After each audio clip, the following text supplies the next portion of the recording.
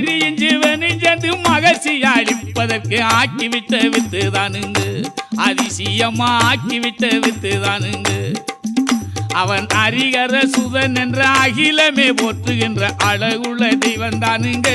சாமி மாறே அழகுள்ள தெய்வம் தானுங்க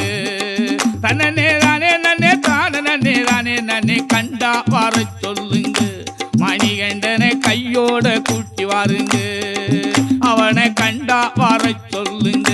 மணிகண்டனை கையோட கூட்டி வாருங்க